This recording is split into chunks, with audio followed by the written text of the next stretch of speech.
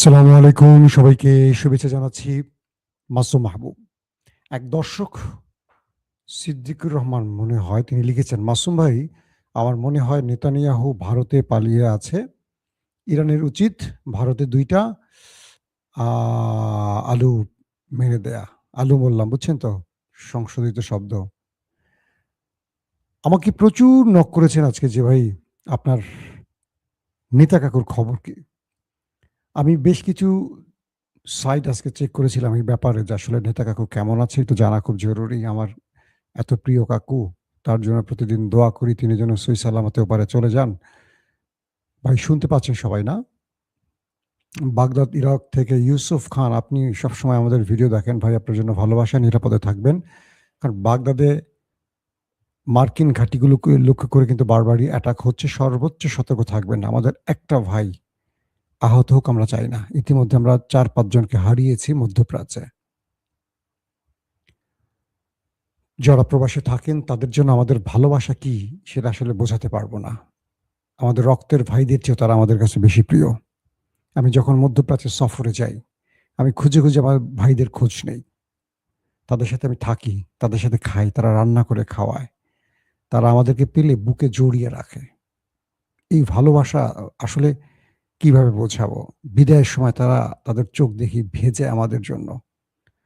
এরকম ভালোবাসা পৃথিবীর কোথাও পাবেন না আপনারা। দর্শক, আমার প্রিয় ভাইদের জন্য অবশ্যই দোয়া করবেন যারা প্রবাসে আছেন। এই দেশকে, অর্থনীতিকে যারা বাঁচিয়ে রেখেছে রেমিটেন্সের মাধ্যমে। তো নেতা কাকুর খবরটা দিয়ে শুরু করি। তারপরও বেশ কিছু খবর আছে। শিরোনাম দেখেছেন, ৫০০ মোসাদ এজেন্ট আটকে ফেলেছে ইরানের পুলিশ। আ আরো অনেকগুলো খবর আছে। আরব আমিরাত তার স্টেটমেন্ট দিয়েছে, একটা বাজে স্টেটমেন্ট, যেটা ইরান আ আ আ আরব আমিরাতের উপর আরো বেশি আলু-পটল মারবে বলে মনে হচ্ছে আজ রাতে। তো আমরা প্রতিদিনই এখন নেতানিয়াহুকে বেঁচে আছেন এটা প্রমাণ করতে দেখছি। যখন ইরানের তাসনিম নিউজ বলেছিল যে ৫ টি কারণে মনে হয় নেতানিয়াহু ওপারে চলে গেছেন। এরপর থেকে নেতানিয়াহু বা ইসরাইল বারবারই চেষ্টা করছেন তিনি বেঁচে আছেন এটা প্রমাণের। কখনো তিনি ভিডিও বার্তা পাঠান, সেখানে দেখা যায় ৬ টা আঙুল। কখনো তিনি কফির মগ নিয়ে কোনো একটি রেস্টুরেন্টে, কফি শপে কফি খান, তার মুখে কফি লেগে থাকে কিন্তু পরক্ষণে দেখা যায় নেই, মোছার আগে চলে গেছে। কখনো তিনি সুন্দরী মেয়েদের সাথে বিভিন্ন জায়গায় বিলাসবসনে যান। প্রশ্ন আসে পেছনে মাস্ক পরা কেন? এই পিকচার কবের? আদৌ সত্য না মিথ্যা?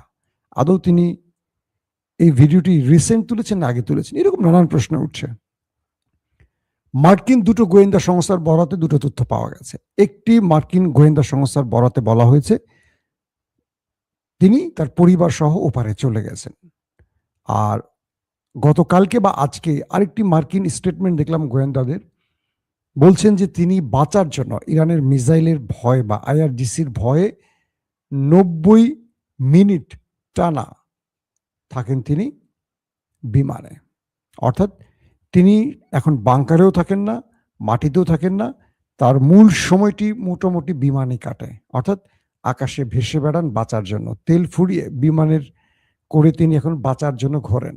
আজরাইল যখন আসে তখন বিমান আর মাটি না, আজরাইল সব জায়গায় পৌঁছতে পারে।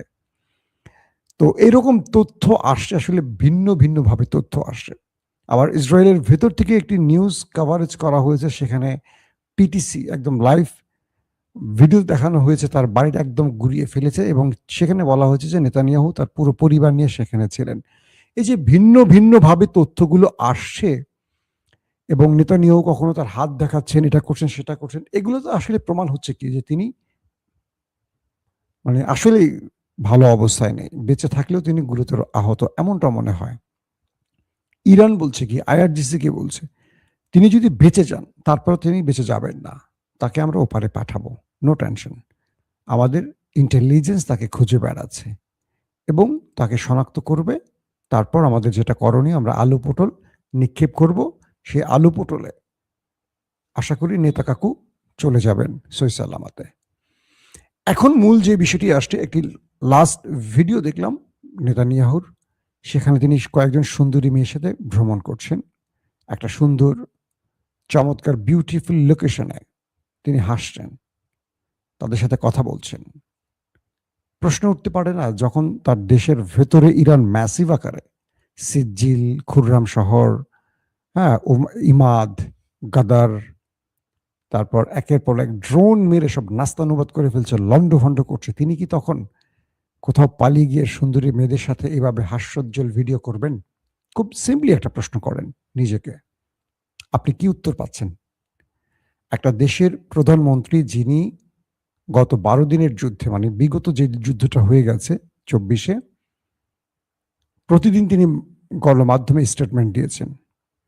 আর যখন ইরান তার বাসভবনে হিট করলো, মিসাইল ড্রোন হিট চালালো, এরপর থেকে এই ব্যক্তিকে আমরা গায়েব দেখছি। এরপর বারবারই তিনি নিজে বেঁচে আছেন এটা প্রমাণের চেষ্টা করছেন, কিন্তু তিনি তার ক্যাবিনেট মিটিংয়ে, যুদ্ধকালীন মন্ত্রিসভার যে মিটিং, সেই মিটিংয়ে উপস্থিত হচ্ছেন না। সেখানে হচ্ছে ডিফেন্স মিনিস্টার ইসরায়েল কাটস, কিন্তু নেতানিয়াহু নেই কেন? প্রথম প্রশ্ন আসতে পারে, নেতানিয়াহু ইরানের ভয়ে পালিয়ে গেছেন? এটা হওয়ার সম্ভাবনা আছে। দ্বিতীয়, তিনি কি গুরুতর অসুস্থ বা আহত হয়ে আছেন কোথাও? এটাও হতে পারে। তৃতীয়, তিনি ওপারে চলে গেছেন কিনা। কিন্তু তিনি যদি বেঁচে থাকেন, সুস্থভাবে থাকেন, পৃথিবীর যে কোনো প্রান্তে তিনি ভিডিও ধারণ করে কিন্তু দিতে পারেন, এবং তার আপডেট বক্তব্যগুলো হতে পারে, আজকে ইরান এটা করেছে, কালকে এটা করেছে, তার বক্তব্যের ধরন বলে দিচ্ছে এগুলো পূর্বের রেকর্ড অথবা এআই সেকশন থেকে করা হয়েছে। তারপরও আমরা আশা রাখতে চাই যে তিনি সহি সালামতে ওপারে গেছেন। এখন দেখি শেষ পর্যন্ত কি হয়। আসেন 2 নম্বর খবর। সৌদি আরব এবং আরব আমিরাতে ব্যাপক আক্রমণ চালিয়েছে, পাশাপাশি কাতার এবং কুয়েতেও ব্যাপক অ্যাটাক চালিয়েছে ইরান। ইরানের পক্ষ থেকে বলা হয়েছে যে ঘাঁটিগুলো থেকে মার্কিনীরা ইরানকে টার্গেট করে হিট করেছে, কেবল সেই টার্গেটগুলোতে তারা আবার হিট করেছে। এবং আরব আমিরাতের একজন মিনিস্টার, সহকারী মিনিস্টার বলবো, আমাদের উপপ্রতিমন্ত্রী থাকেন এরকম মিনিস্টার, বলছেন যে তারা এই ঘটনার জন্য ইসরায়েল নয় ইরানকে দায়ী করছেন। এবং তাকে যখন সাংবাদিকরা প্রশ্ন করেছেন যে আপনি ইরানকে দায়ী করছেন কেন, হামলা তো শুরু করেছে আমেরিকা এবং ইসরায়েল, তখন তিনি বলছেন কিন্তু আমাদের দেশের মধ্যে আক্রমণ তো ইরানই করছে। তাকে বলা হয়েছে আপনারা কি আব্রাহাম অ্যাকর্ড, যে চুক্তিটি হয়েছে মার্কিন, ইসরায়েল, আরব আমিরাত, বাহরাইনদের মধ্যে, এটাকে ধরে রাখবেন না, এটা বাতিল করবেন? তিনি বলছেন এটা বাতিলের প্রশ্নই আসে না, আমরা ইসরায়েলের সাথে আমাদের সম্পর্ককে আরো গাঢ় করতে চাই। কে বলছে? আরব আমিরাতের একজন মিনিস্টার। বুঝতে পারছেন, যে দেশটি মুসলিম দেশ হিসেবে পরিচিত, সেই আরব আমিরাত প্রকাশ্যে নেমেছে নেতাকাকুর দেশের পক্ষে এবং তাদের পক্ষেই কথা বলছেন। ইসরায়েল যে এতগুলো শিশুকে মেরেছে, নারীকে মেরেছে, যুদ্ধটা শুরু করেছে, এই জন্য তাদেরকে দোষারোপ না করে বরং যে ইরান মার খেয়ে তাদের সুপ্রিম কমান্ডার হারিয়েছে, সেনা প্রধান, গোয়েন্দা প্রধান সহ বড় বড় জেনারেলদের হারিয়েছে, তাদের শিশুরা স্কুলে 200-র মতো শিশু শহীদ হয়েছে, নারী শহীদ হয়েছে, নিরীহ মানুষ মারা যাচ্ছে, সেটার প্রতিবাদ করছে না আমাদের আরব আমিরাত, দাঁড়াচ্ছে ইসরায়েলের পক্ষে। এই দেশটিকে বলা হয় মধ্যপ্রাচ্যের বিস্ফোরা, অর্থাৎ এই দেশটিকে আপনারা সেকেন্ড ইসরায়েল বলতে পারেন। এবং ইসরায়েল মধ্যপ্রাচ্যে যা কিছু করেছে এর নেপথ্যে এমবিজেডের এই দেশটি রয়েছে। যদিও মোহাম্মদ বিন সালমান ইসরায়েলকে স্বীকৃতি দেয়নি এবং তিনি এখন পর্যন্ত চেষ্টা চালিয়ে যাচ্ছেন কি করে ইরানকে রাজি খুশি করে যুদ্ধ বন্ধ করা যায়। তিনি কখনো পাকিস্তানকে ব্যবহার করছেন, কখনো চীনকে, কখনো রাশিয়াকে ব্যবহার করে যুদ্ধ বন্ধের চেষ্টা করছেন। এক বাক্যে আমরা বলতে পারি যে সৌদি আরবের ভূমিকাটি এখনো প্রশংসনীয়। আবার আমরা জানি কাতারের সাথে ইরানের সম্পর্ক খুবই ভালো। কাতারের Sheikh Tamim bin Hamad Al থানির সাথে ইরানের সম্পর্ক খুবই ভালো, কিন্তু কাতারের বেস ব্যবহার করে হামলার কারণে কাতারে এবার খুব শক্ত জবাব দিয়েছে ইরান। এতে করে দুই রাষ্ট্রের সম্পর্ক বাহ্যিকভাবে মনে হয় যে খুব খারাপ, কিন্তু ইন্টারনাল ভাবে ভালো। কারণ কাতার যখন আরবরা দখল করতে চেয়েছিল আমেরিকার প্রেসক্রিপশনে, তখন কাতারকে রক্ষা করেছিল দুটো দেশ, একটা তুরস্ক, অন্যটি ইরান। দর্শক, তো আরব আমিরাত এবং বাহরাইন সহ কাতার, কুয়েত সহ কয়েকটি দেশে আবারও ইরান বড়সড় হামলা করেছে। সৌদি আরবে প্রায় 50-এর উপরে, বলা হচ্ছে 50 থেকে 70-এর মতো মিসাইল এবং ড্রোনের হিট করা হয়েছে। তো এই বিষয়গুলো সৌদি সরকার চেষ্টা করছে যে কোনোভাবে নিবৃত করার জন্য। এগুলো ইন্টারসেপ্টেরও চেষ্টা করা হয়েছে, কিন্তু এখন পর্যন্ত ইরানের বিরুদ্ধে সৌদি আরব কোনো স্টেটমেন্ট দেয়নি। দর্শক, ইরানের পররাষ্ট্রমন্ত্রী আব্বাস আরাকচিকে প্রশ্ন করা হয়েছিল যে আপনারা কখন কিভাবে যুদ্ধ বন্ধ করবেন, আপনারা কি আমেরিকার কাছে যুদ্ধ বন্ধের কোনো প্রস্তাব পাঠিয়েছেন কিনা। মিস্টার আব্বাস আরাকচি বলেছেন যে আমেরিকা আমাদের কাছে কয়েকটি দেশের মাধ্যমে একাধিকবার যুদ্ধবিরতির প্রস্তাব পাঠিয়েছে, কিন্তু আমরা রাজি হইনি। আমরা মনে করি ট্রাম্প একজন প্রতারক। তিনি সত্যটি কখনো বলেন না, আবার সত্য পথে হাঁটেন না।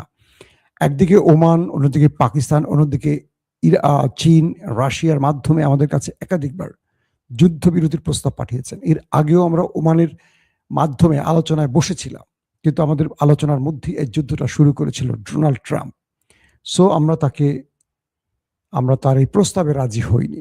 আমরা জানি তিনি প্রতারণা করছেন, তিনি সুযোগ মতো আবারও আক্রমণ করবেন। আমাদের যুদ্ধ বন্ধ করতে হলে অনেকগুলো এগ্রিমেন্ট থাকবে, অনেকগুলো সমঝোতার কান্ট্রি থাকবে যারা এই যুদ্ধবিরতির পুরো বিষয়টিকে দেখভাল করবে। একমাত্র আমেরিকা বলবে আমরা থেমে যাব, এমনটি হবে না। এটি হলো আব্বাস আরাকচির বক্তব্য। এবং তিনি বলছেন যে আমরা আর কখনো আমেরিকার সাথে আলোচনায় বসবো না, কারণ আমেরিকা আমাদের সাথে বারবারই প্রতারণা করে। সো আমাদের এই যুদ্ধবিরতির জন্য বসতে হলে এমন কোনো রাষ্ট্র, গ্রান্টার রাষ্ট্রের সাথে বসতে হবে যারা এই বিষয়টির সাথে যত্নশীল হবে, শ্রদ্ধা রাখবে আলোচনার মাধ্যমে। দর্শক, তারপরের যে গুরুত্বপূর্ণ খবরটি আসছে সেটি হলো গ্রিস, জার্মান, স্পেন, ফ্রান্স সহ অনেকগুলো ইউরোপীয় দেশ তারা বলে দিয়েছে স্টেট, আমরা আমেরিকাকে কোনো ঘাঁটি যেমন দেব না, আকাশ দেব না, এবং আমরা আমেরিকার ডাকে হরমুজ প্রণালীতে যাচ্ছি না। তারা ডাইরেক্ট বলে দিল। ফ্রান্সও বলল যে এই যুদ্ধ আমাদের না, গ্রিস বলে দিল এই যুদ্ধ আমাদের না, স্পেন তো বলেই দিল সরাসরি যে আমরা ওদেরকে কোনো ঘাঁটি দেইনি, আমাদের দেশে ঘাঁটি থাকলেও ওদেরকে সম্পূর্ণ নিষেধ করে দিয়েছি। ইরানের হামলায় আমাদের ভূমি আকাশ কিচ্ছু ব্যবহার করতে পারবে না, এবং আমরা এই যুদ্ধে জড়াবো না। এই যুদ্ধ ট্রাম্পের, এটি ইউরোপের যুদ্ধ না। এখানে ইউরোপের কোনো স্বার্থ নেই, বরং ইউরোপকে বিপদে ফেলেছে। আমাদের তেলের সংকট, গ্যাসের সংকট হয়ে গেছে এই যুদ্ধের জন্য। তাই আমরা হরমুজ বা মার্কিন ডাকে ইরানের নেভাল টিমের সাথে কোনো যুদ্ধে জড়াচ্ছি না। ইভেন আমরা ন্যাটোর অংশ হয়ে যাব না। আজকের দিনের শুরুতে আপনাদের খবর দিয়েছিলাম আমেরিকা ন্যাটোকে হুমকি দিয়েছে যে তোমাদেরকে আমরা দেখে নেব, কারণ ন্যাটো আমেরিকার ডাকে যুদ্ধে আসেনি। এক বাক্যে বলতে পারি, ন্যাটো বা ইউরোপীয় দেশ বা মধ্যপ্রাচ্য, পৃথিবীর সব দেশ ডোনাল্ড ট্রাম্পকে এখন তুচ্ছ জ্ঞান করছে, তাকে প্রশ্রয় দিচ্ছে না, পাত্তা দিচ্ছে না, তাকে বুঝিয়ে দিচ্ছে তোমার মতো অ্যাবনর্মাল লোক রাষ্ট্রপ্রধান হওয়ার যোগ্য না। তুমি একটি শান্তিপূর্ণ পরিবেশে কেবল একটি দেশের জন্য, ইসরায়েলের জন্য এই যুদ্ধে নেমে গেছো এবং অজস্র মানুষ মেরেছো। তুমি তোমার দেশকে বিপদে ফেলেছো, পুরো বিশ্বকে বিপদে ফেলেছো। অর্থনৈতিকভাবে পুরো দেশ এখন, পুরো পৃথিবী এখন অস্থির মুডে রয়েছে। এই সব কিছুর জন্য তুমি ট্রাম্প দায়ী। কে বলছি? ইউরোপ বলে দিচ্ছে একদমই স্পষ্ট বাক্যে। ইউরোপ আর তোয়াক্কা করছে না মার্কিন যুক্তরাষ্ট্রকে। ওয়ার্ল্ড অর্ডার ভেঙে পড়ছে, কথাটি বারবার আমি বলছি। এখন আমেরিকা আসলে আর কোনো মিত্র খুঁজে পাচ্ছে না। আমেরিকার সামনে বিশ্বস্ত মিত্র যারা ছিল এখন আর তারা আমেরিকাকে আর বিশ্বাস করে না। দর্শক, সবচেয়ে গুরুত্বপূর্ণ যে খবরটির জন্য আপনারা বসে রয়েছেন সেটি হলো ইরানের মধ্যে সবচেয়ে বড় শত্রু ছিল ঘরের শত্রু বিভীষণ। অর্থাৎ এর আগে এবং এবার ইরানের যে হামলাগুলো হয়েছে, ইরানের রাষ্ট্রের বিরুদ্ধে বা ইরানের রাষ্ট্রীয় বাহিনীর বিরুদ্ধে সবচেয়ে বড় শত্রুতা করেছে তার দেশে থাকা ইরানি মোসাদ এজেন্টরা, যাদেরকে বলা হয় বিশ্বাসঘাতক। আমরা প্রথম যুদ্ধে দেখলাম 12 দিনের যুদ্ধে প্রথম দিনই, প্রথম 1 ঘন্টার মধ্যে ইরানকে নাস্তানুবোধ করেছিল ইসরায়েল, এবং বলা হয়েছিল এটা পুরো ছক তৈরি করে দিয়েছিল দেশটির ভেতরে থাকা মোসাদ এজেন্টরা, যারা ইরানের জনগণ এবং বিভিন্ন দেশ থেকে আসা। ভারতীয় আছে এর মধ্যে, কিছু আফগান আছেন, বাকিরা ইউরোপীয় লোক এবং ইরানের জনগণ। তো এরপরই ইরান সেই যুদ্ধ শেষ করে তার দেশের ভেতরে মোসাদ এজেন্টদের খুঁজে খুঁজে ফাঁসি দিয়েছে, আপনারা জানেন। এবার যুদ্ধটা শুরুর প্রথম দিনই আলী খামেনি তার পুরো পরিবার সহ, তার ক্যাবিনেট সহ শাহাদাত বরণ করেন। এরপর ইরান নড়ে চড়ে ওঠে যে কারা এই নেপথ্য থেকে তাদেরকে এত নিখুঁত, একদম নিখুঁত তথ্য দিচ্ছে। কখন তিনি বৈঠকে যাচ্ছেন, কখন বৈঠকে বেরোবেন, কখন তিনি বাংকার থেকে বেরোচ্ছেন, কখন তিনি কোথায় আছেন, কোন টাইমে, মাটির নিচে হোক আর উপরে হোক, এত রিয়েল টাইম ইন্টেলিজেন্স ইসরায়েলকে কারা সাপ্লাই করছে, এটা নিয়ে ব্যাপক কাজ করে ইরান। সবশেষ ইরানের পুলিশ প্রধান আজকে জানিয়েছেন ইরানের ভেতরে 500 এজেন্টকে তারা গ্রেফতার করেছেন। খেয়াল করবেন, 500 এজেন্ট ধরেছেন যারা সিআইএ এবং মোসাদের জন্য কাজ করতো ইরানের ভেতরে বসে। এর মধ্যে 250 জন গুরুত্বপূর্ণ ব্যক্তি, এরা রাষ্ট্রীয়ভাবে বিভিন্ন সরকারি উপরস্থ পদে চাকরি করতেন। মানে ইরান রাষ্ট্রে 250 জন হাই অফিসিয়াল ব্যক্তি যারা চাকরি করতেন ইরান সরকারের, ইরান রাষ্ট্রের, কিন্তু তারা কাজ করতেন মোসাদ এবং সিআইএ এর জন্য, আমেরিকা এবং ইসরায়েলের জন্য। কি ভয়ঙ্কর ব্যাপার, বুঝতে পারছেন? ইরান বা ইরানের ভেতরে যত হত্যাযজ্ঞ হয়েছে, প্রত্যেকটা হত্যাযজ্ঞে ইরানের ভেতরে এই বিশ্বাসঘাতকরা দায়ী। এর আগে ইরানের প্রেসিডেন্ট ইব্রাহিম রাইসি এবং পররাষ্ট্রমন্ত্রী আবদুল্লাহিয়ানকে আজারবাইজান থেকে ইরানে আসার পথে হেলিকপ্টার বিধ্বস্তের মাধ্যমে হত্যা করা হয়। এরপর ইরানের প্রেসিডেন্সিয়াল ভবন, যেটা রাষ্ট্রীয় ভবন, যেখানে অতিথি হিসেবে এসেছিলেন হামাসের রাজনৈতিক উইং এর প্রধান ইসমাইল হানিয়া, সেখানে হত্যা করা হয়। এরপর আমরা দেখেছিলাম যে হিজবুল্লাহ প্রধান ইসমাইল হানিয়া, কি বলে, হাসান নাসরুল্লাহ, তিনি মাটির নিচে গোপনীয় স্থানে থাকলেও সেখানে তাকে ইসরায়েল খুঁজে হত্যা করতে পারে। এরকম করে অনেক বিখ্যাত ব্যক্তিকে বা কি বলবো যে ইরানের জন্য গুরুত্বপূর্ণ ব্যক্তিকে তারা হত্যা করেছে। সর্বশেষ আমরা দেখলাম আলী খামেনির পুরো পরিবারকে শেষ করে ফেলেছে। এই যে বিশ্বাসঘাতকগুলো, এদেরকে ধরার জন্য ইরানের ভিতরে ইন্টেলিজেন্স গুলো ব্যাপকভাবে কাজ করেছে। সবশেষ 500 জনকে তারা গ্রেফতার করেছে এবং এই 500 জনের মধ্যে 250 জন কি পাওয়া গেছে যারা রাষ্ট্রীয়ভাবে গুরুত্বপূর্ণ পদে চাকরি করতেন। হতে পারে তারা সেনাবাহিনীর, হতে পারে আইআরজিসির, হতে পারে পুলিশের, হতে পারে সরকারি অফিসের খুব গুরুত্বপূর্ণ আমলা। বুঝতে পারছেন, এই গুরুত্বপূর্ণ 250 জন, একজন দুজন না, 250 জন ব্যক্তি তারা সরকারি গুরুত্বপূর্ণ চাকরি করতেন। শেষ পর্যন্ত তাদেরকে ধরা হয়েছে এবং ইরান বলছে যে এইভাবে আরো অনেককে শনাক্ত করে তারা কাজ শুরু করেছে। এটি আমেরিকা এবং ইসরায়েলের জন্য অনেক বড় দুঃসংবাদ, কারণ এতদিন ধরে তারা এই এজেন্টদের ব্যবহার করে ইরানের বিরুদ্ধে তাদের ষড়যন্ত্র বা তাদের যে অ্যাটাকগুলো বাস্তবায়ন করতেন। এবার তারা সেই সুযোগটি আর পাবেন না, কারণ মূল ফ্রেমে যারা ধরা পড়েছেন এরা বাকিদের নাম বলে ফেলবে। 500 এজেন্ট ধরার অর্থ কি বুঝছেন? যদি ইরানে আরো 1500 থাকে, এই 500 জন তাদের নাম ঠিকানা জানে এবং এদের ম্যাক্সিমামেরই পরিবার ইরানে থাকে। তো ইরানের ইন্টেলিজেন্স বা ইরানের পুলিশ এখন তাদেরকে দিয়ে বাকিদের ধরে ফেলবে। আর এতে করে এইটুকু বলা যায় ইরানের মধ্যে এখন আর সেই শত্রুদের এজেন্টগুলো সঠিকভাবে আর কাজ করতে পারবে না। ইরান সরকার এই সময় এসে খুব দুর্দান্তভাবে, কি বলবো, যে তাদের ভেতরে থাকা বিশ্বাসঘাতকদের ধরে রাষ্ট্রের ভিত্তিকে আরো মজবুত করতে পেরেছে। এটি হলো আজকের দিনের সবচেয়ে বড় খবর। দর্শক, সবকিছু মিলে এখন যে অবস্থাটি তৈরি হয়েছে সেটি হলো নেতানিয়াহুর খবর ধোঁয়াশার মধ্যে আছে। ডোনাল্ড ট্রাম্প বারবারই চেষ্টা করছেন একটা সমঝোতার মাধ্যমে বেরিয়ে আসতে। ইরান বেরিয়ে আসতে রাজি না, ইরান শত্রুকে টার্গেট করবে। আজকের সবচেয়ে বড় আরেকটি খবর হলো ইরানের সিজিল সহ আরো কয়েকটি মিসাইল ক্লাস্টার বোমা সহ যে হিট করেছে, এতে নেতাকাকুর দেশের বিভিন্ন দায়িত্বশীল সূত্র দাবি করছে ব্যাপকভাবে দেশটির মধ্যে লণ্ডভণ্ড করেছে এই মিসাইল এবং বলা হচ্ছে তাদের গুরুত্বপূর্ণ সেনা যত রকম ঘাঁটি আছে, বেইজ আছে, তাদের স্টোরেজ আছে, ড্রোন, যুদ্ধ বিমান বা বোমার, এগুলোকে টার্গেট করে ইরান হিট করছে এবং এই ম্যাসিভ হিটে তাদের প্রতিরক্ষা ব্যবস্থা মোটামুটি ভেঙে পড়েছে। নতুন করে ইরান আর 7 দিন টানা যুদ্ধ চালালে তারা আর প্রতিরক্ষা ব্যবস্থার জন্য যে অ্যান্টি মিসাইল এগুলো ব্যবহার করতে পারবে না, কারণ ইরান ড্রোন এবং মিসাইলের যে বৃষ্টি বইয়ে দিয়েছে তাতে করে তাদের যা রসদ ছিল শেষ হয়ে গেছে। আমেরিকা থেকে নতুন করে চাওয়া হয়েছে, আমেরিকা কংগ্রেস বা সিনেটের অনুমতি ছাড়াই ইসরায়েলকে নতুন করে আবার মিসাইল দেওয়ার অনুমোদন দিয়েছে। আবারও ট্রাম্প পড়ে গেছেন মহা এক চাপে। এভাবে আমেরিকা আর ইসরায়েলকে কতদিন বাঁচিয়ে রাখতে পারবে, এটা নিয়েও প্রশ্ন উঠছে, যখন ইরান একের পর এক তার রাষ্ট্রের ভেতরে প্রতিরক্ষা সকল দেয়ালকে ভেঙে চুরমার করে দিয়েছে। তাদের ডেভিড স্লিং শেষ, তাদের আয়রন ডোমের মিসাইল বা ব্যাটেড প্রায় অকেজো, প্যাট্রিয়ট প্রায় অকেজো, থার্ড প্রায় অকেজো, যা ছিল ম্যাক্সিমাম ইরান হিট করে করে নষ্ট করেছে, এখনো কিছু আছে। তো সবকিছু মিলে বলা হচ্ছে যে ইরান যে অ্যাটাকগুলো করছে, এই অ্যাটাকে তাদের যা কিছু আছে বাকিগুলো ধ্বংস হয়ে যাবে আগামী কয়েকদিনের মধ্যে। এই যুদ্ধ ইরান 7 দিন টেনে নিলে ওই ভূখণ্ডটি